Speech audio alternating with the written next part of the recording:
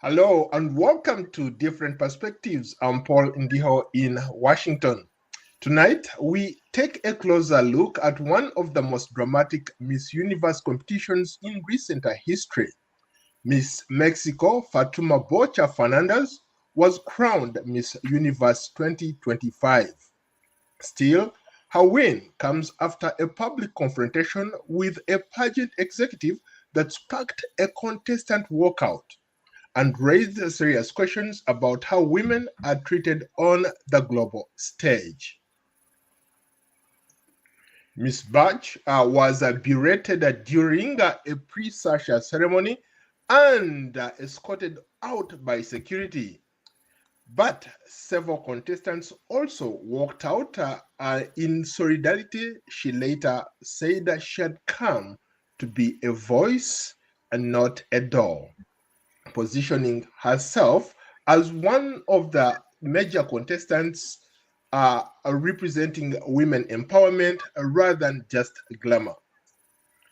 Now, to help us look at this controversy and everything that went wrong, uh, we are going to be talking to one of the legendary journalists who has covered this topic. But before we get there, beyond this controversy, there was also a very, very strong lineup of Africans who competed in this competition.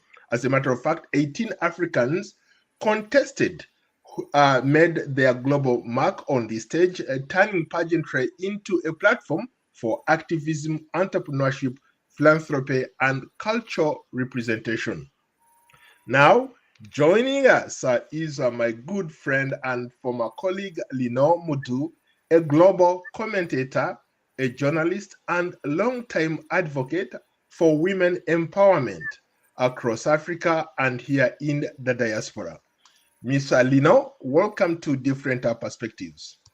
Thank you, Paul. It's really a pleasure to be on your show. Likewise, for the first time, I'm glad to have you. How are you? I'm doing good, and I want to congratulate you for this fabulous podcast that you've put together, and really wish you all the success. There is no way out except to succeed, so I can't wait to see where you take this initiative. Wow, I appreciate that, Lino. This is something that has been a long time coming. When we were let go by the Voice of America, I sat down and I said, hey, you know what? I need to keep doing what I do. And one of the things that I thought about was to start a platform where I can keep engaging people on different topics or subjects that matter to the continent. So your And presence here is very, very welcome. and you are really doing a fabulous job at that, and really you have all my encouragement. I know being let go after so many years was a bit of a shock for many of us who did not see it coming, but I think that things happen for a reason. When one door closes, another one opens, and you are opening your doors. Even if they are not open, you have to open them for yourself, and that's what you are doing, and I encourage you, and I'm rooting for you, Paul. Thank you, Lino. I appreciate that. Okay, let's get into it. Let's start with the win and the controversy. With the win itself, what stood out for you, and how come this lady, Miss Fatuma, who has walked off the stage, was later crowned as Miss Universe? Paul, this year's Miss Universe, as you mentioned earlier, is one of the most controversial of all time. So we've never seen anything like it. And this started even before the final competition, right? During the preliminaries, there was a lot going on. You mentioned the issue that Miss Universe Mexico had with the country director, Nawat, I think is his name. So that right there was already a starter where all the cameras were switching their attention to Thailand to see what was happening in the pageant. So from her having the confrontation with the director and winning the crown, There is a lot that has happened in between. However, some people believe that that was one of the reasons why she won. Does it undermine her merits? I don't think so. I think that the fact that she raised her voice when she was singled out for not promoting enough the event according to the organizer, I think that really put her on the spot and really gave her a voice, right? And if all eyes were on her, so that was a good outcome for her because people knew who she was. Now, does it mean that she deserved to win?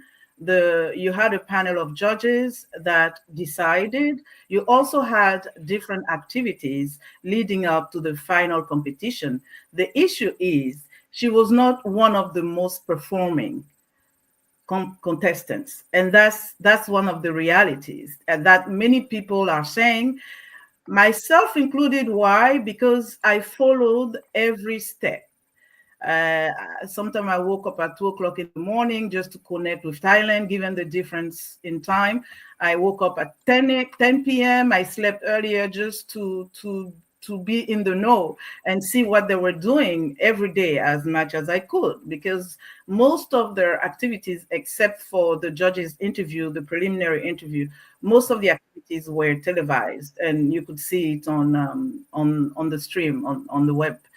So when I say I'm one of those who are contesting, not that she doesn't have any merit. She's a, I mean, when you look at her work as an advocate and her social activities, community involvement, she has a strong background. However, the contestant has its own rules, right? That we should not forget. Mm. I like your take on it. Does that mean that maybe what helped her to get to the top was the simple fact that she stood out? She spoke out strongly about the injustice that was being uh, uh, done to all the contestants by some of the executives. In fact, I watched a viral clip of one of the executives who got into a confrontation with her. Could that have led to what ended up happening? Some people said that was one reason why she stood out, right? And the fact that she stood out, she was speaking about not being bullied. According to her, he called her a word such as stupid or some similar word. I'm not sure exactly. I don't remember what she said, but I saw the clip where he was asking her why she was not participating in promoting the competition, in promoting Miss Universe, which has a big funding behind it. When you look at the sponsors and all the partners, part of the work that the contestants do is to promote the partners, and that's why they have so many activities, and also promote the country. And one of the issues that the director was pointing out was the fact that she was not as involved. Was it correct or not? I don't know. I wasn't there, but that was his take. And she pushed back, which was completely right for her to do so if she felt like he had no right or no ground to judge her in this regard. So she fought for herself, and she felt like she was being bullied, so she fought for herself. Now, does this mean that she has to win Miss Universe? I'm not so sure. I don't think so. I want to believe that she won for more than that. Otherwise, this is not a GI Jane competition. You don't go there, fight, and then win. No, there are established rules. Women have prepared very, very hard to get there. You have to prepare your walk, your speech, your wardrobe. It's a lot of investment, resource, physically, emotionally, and just to confine her win to that specific incident is not fair to all the contestants and even to herself, because I want to believe that she had more to offer than just fighting with the director and winning the crown. Now, Now, again, to your point, we rarely see such moments. Was the walkout more symbolic than solidarity, or does it point to the structural problems that some of these contestants go through, like every time there's a pageant like that? I think that in this specific case, according to report, what I've read and what I saw, them walking out was about supporting her as in sisterhood and raising their voices as women. Even the running winner, who was the 2024 winner, also walked out. She was one of the first to walk out.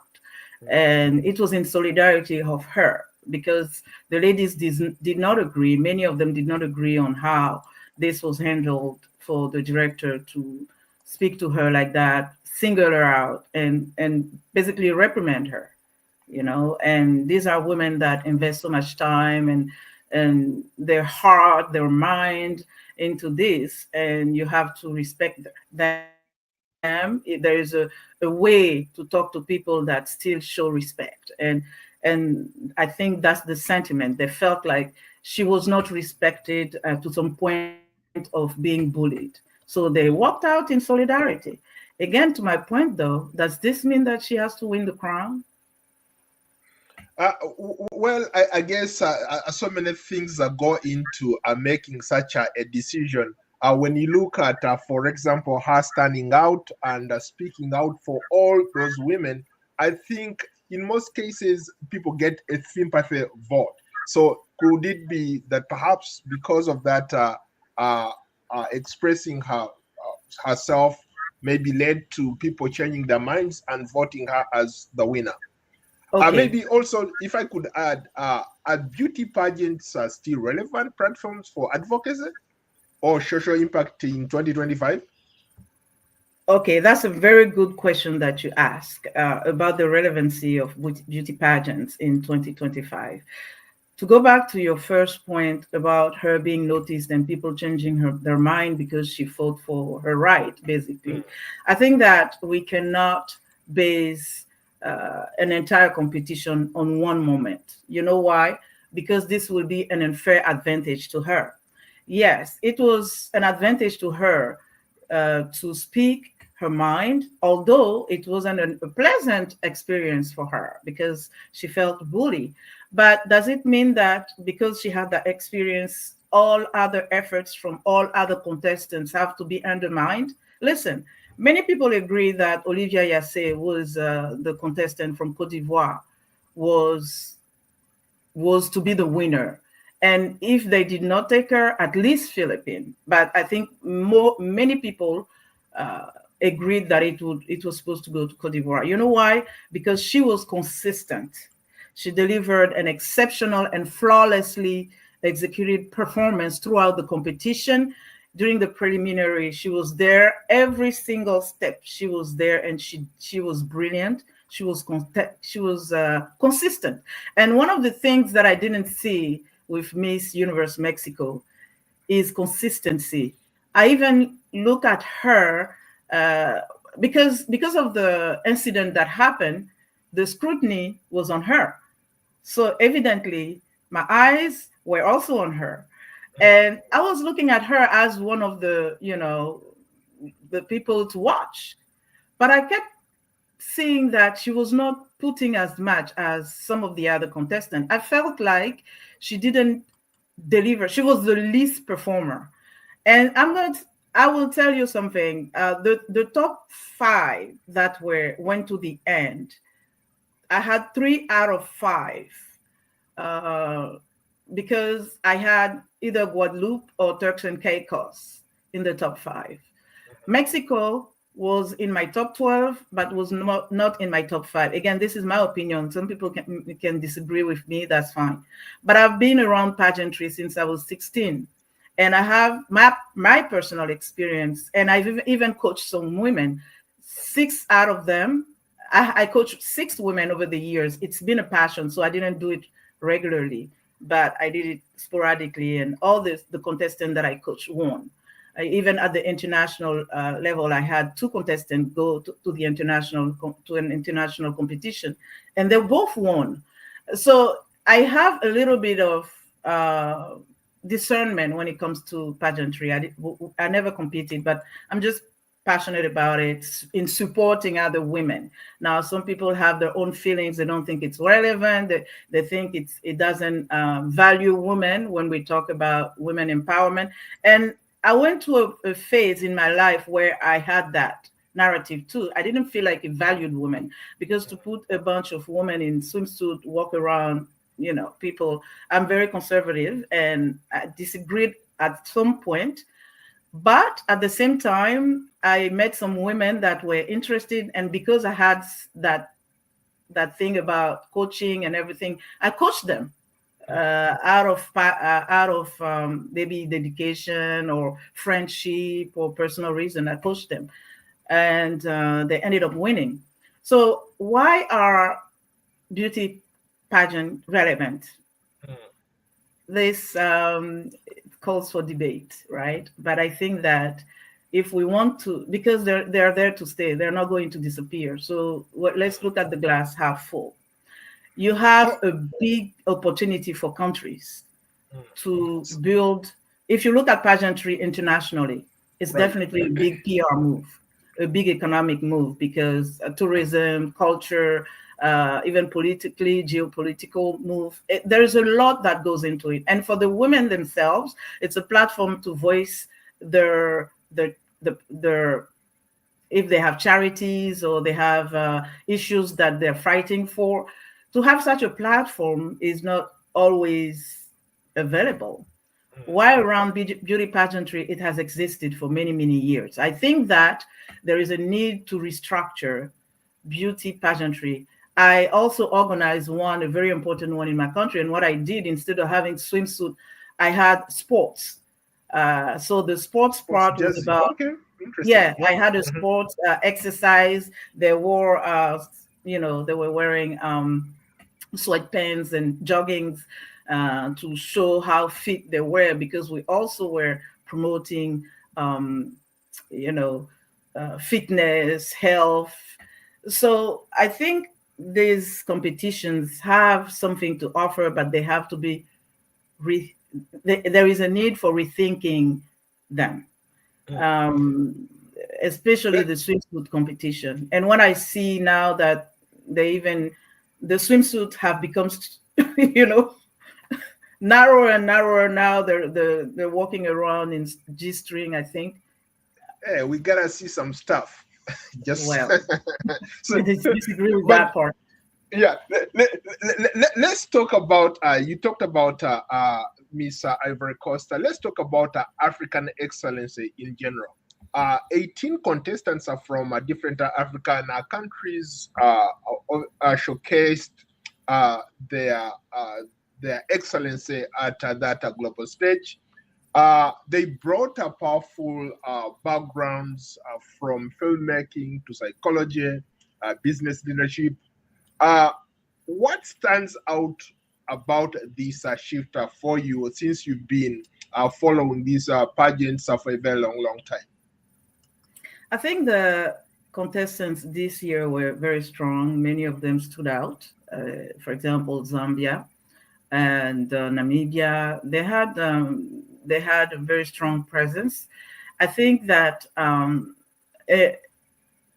making this platform, the international platform such as Miss Universe, available to African contestants is very important, not only for themselves as a contestant, but also for the country as a whole. And I hope that countries invest more and more in the local pageant, but adapt it to the culture and to the realities. Many countries are a bit conservative. How do you reinvent that pageantry so that it doesn't shock the people's values and cultures? So I think one of the things that you have to recognize and acknowledge and praise with African contestants, many of them, if not all of them, are natural.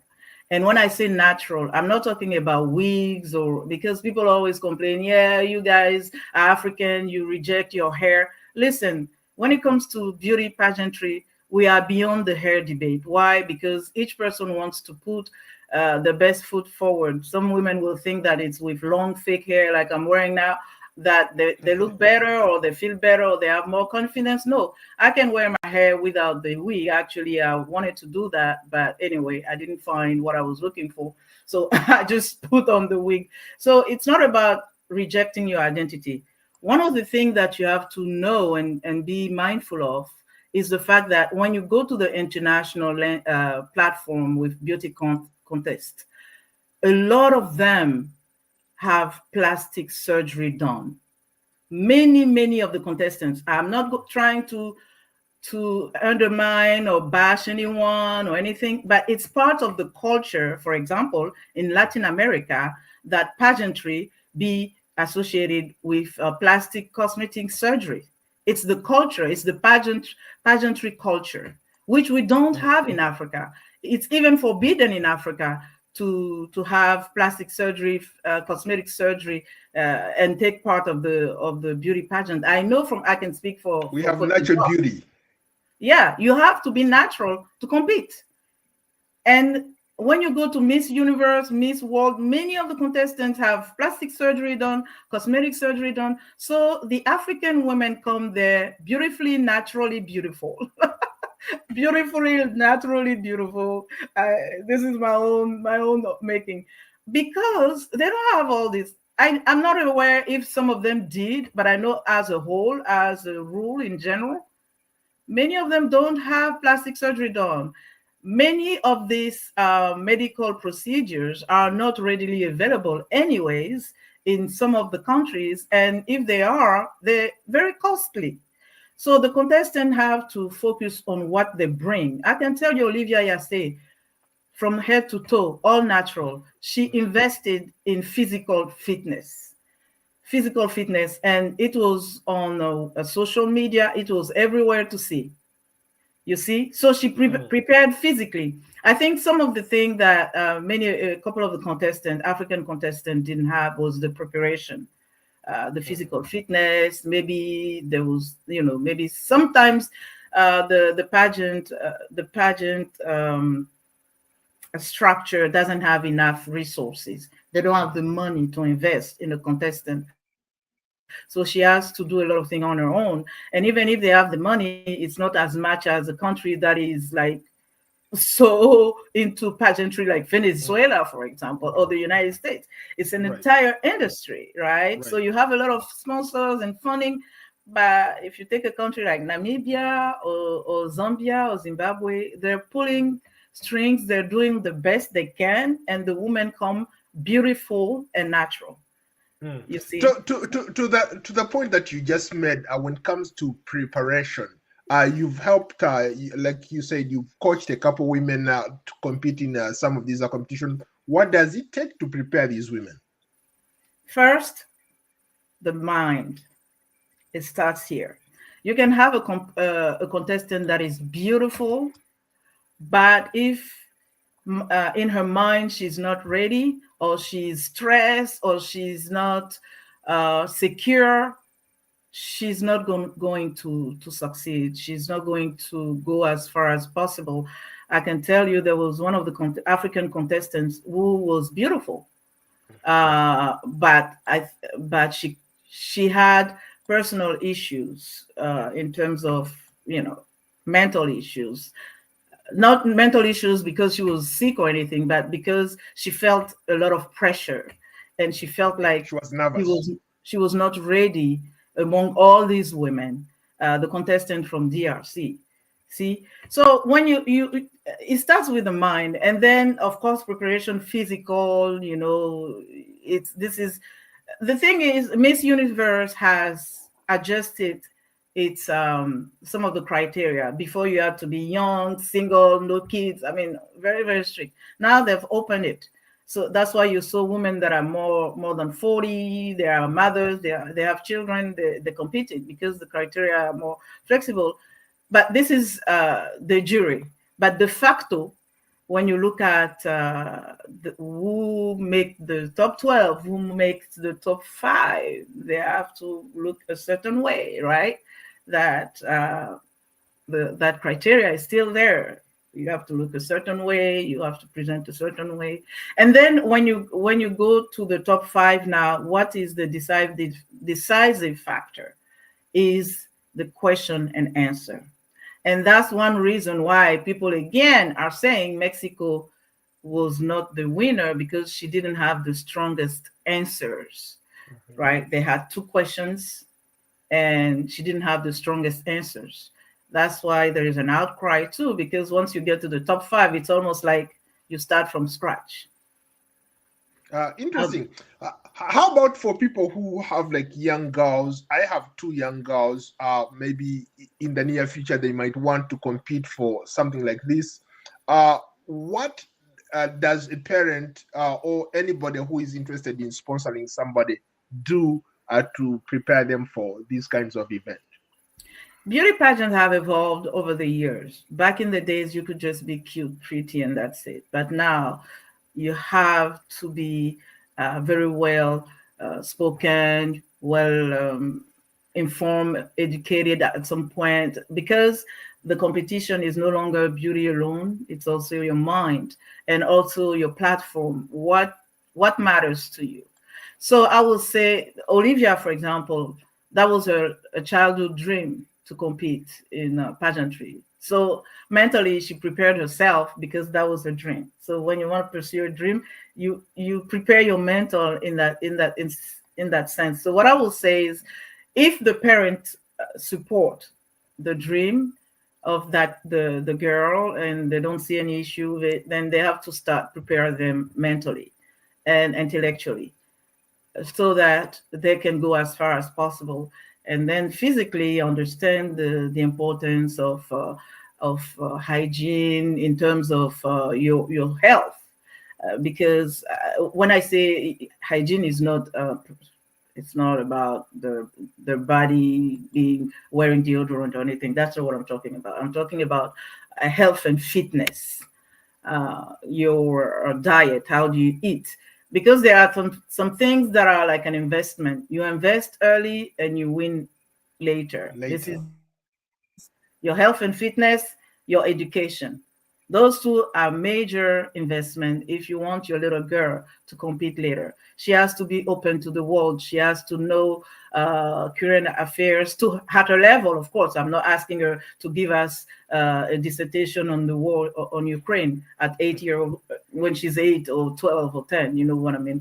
But at her level, she needs to be open to learning, take her education very seriously, also understand that her body is also a very important aspect of it. Take care of it. Exercise. If she's young, you're not going to stress her about exercising, but it's a way, it's a lifestyle. It's a lifestyle. And but again, first education and reading a lot is important. Reading a lot and build her self-confidence, because it doesn't matter how beautiful a girl is, how educated a girl is, if she's not self-confident, it's going to show during a contest like a pageant. You know, I wanted to circle back to the pointer you made earlier. We were talking about how, for example, there was a lot that transpired with the judges. Let's talk about accountability for some of these people who are the executives in some of these pageants. Several judges resigned, alleging bias and rigging. I could not believe myself when I was reading some of this stuff that people were actually, this was a rigged process. So how credible are some of these concerns that were being raised by people like you who are observers? Well, I think that with this particular edition, some very credible judges raised their voice. Mr. Omar Harfouch said that the top 30 was already decided, allegedly. So you cannot say, oh, he's lying, because we don't know what happened behind the scene. And also you have the owner that says that this is simply not true. I think that one of the things is there is a reality in pageantry in general. I'm not speaking about Miss Universe in particular. some of those pageant competitions, sometimes one owner can just undermine an entire judging process to say, I want this person to win. And the entire thing, I've seen it before.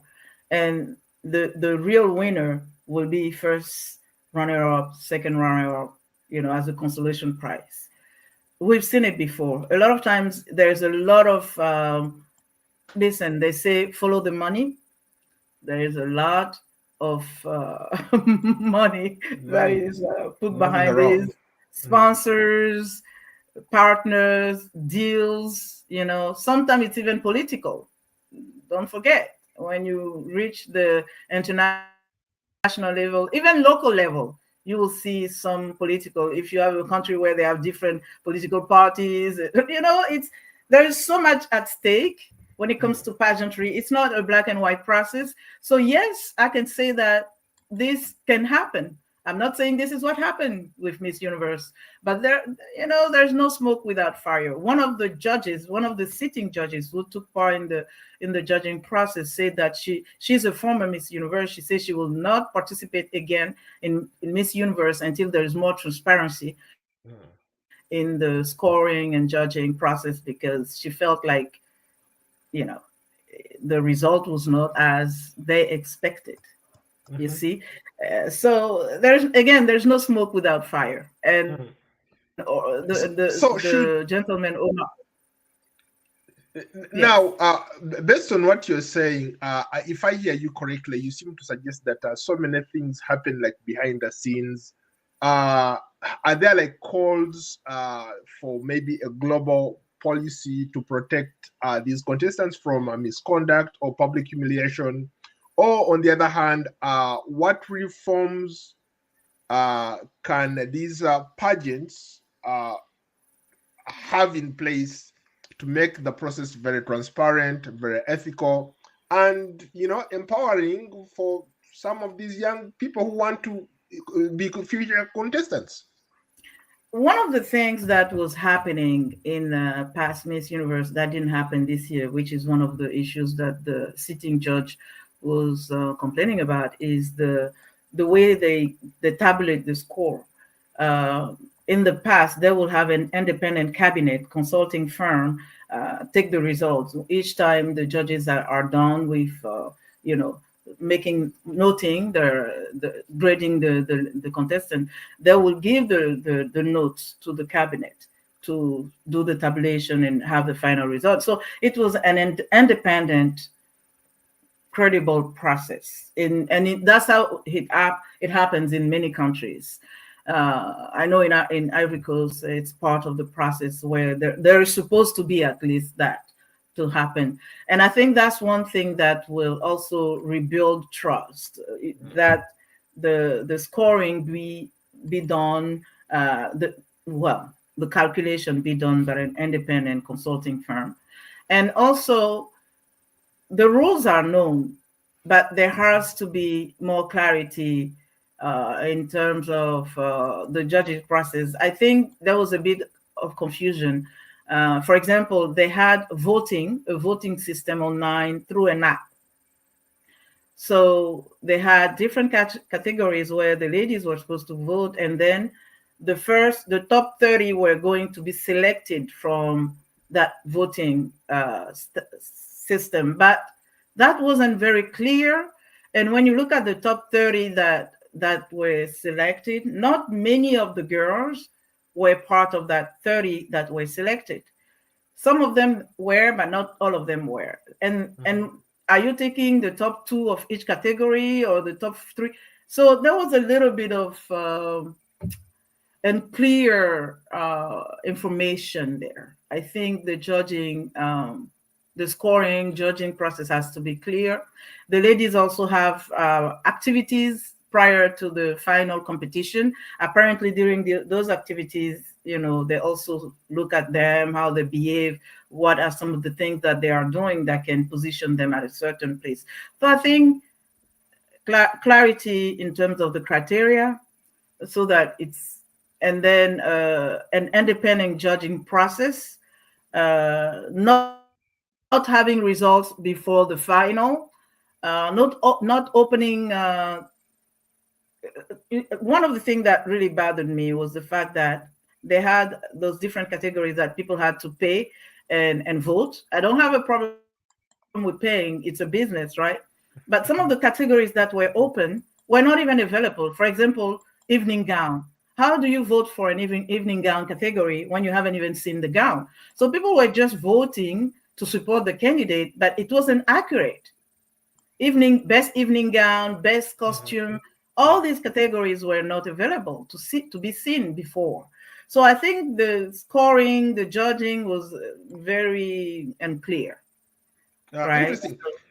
How can Africans who are very much involved in this pageantry, make their mark? What is it that they need to do, maybe to keep winning and representing Africa the best way they can? Hello? Hello? Lino, are you still there? Okay, it looks like I've lost Lino Modu. She is my former colleague. Thank you so much, Lino. Lino Modu is a global commentator, journalist, and longtime advocate for women's empowerment across Africa. Lino, thank you so much for being here. We appreciate your insights, and I look forward to hosting you on another edition. Let's, I guess, Lino, are you back? Are you back? Okay. Miss Universe 2025 may be remembered for more than just a crowning moment. It became a stage where women demanded respect, accountability, and the right to define their purpose on their own terms. And for African contestants to continue to prove that beauty pageants can be a platform for leadership, culture, and meaningful change. We want to know what you think about Miss Universe 2025 and the controversy surrounding the pageant. And perhaps, don't forget to like, subscribe, and follow Paul Ndiho, me, on Substack, X, Facebook, Threads, Instagram, Blue Sky, LinkedIn, YouTube, and Spotify. That's it for today. We look forward to having you on another edition of Different Perspectives from Washington. Good night and so long. Thank you.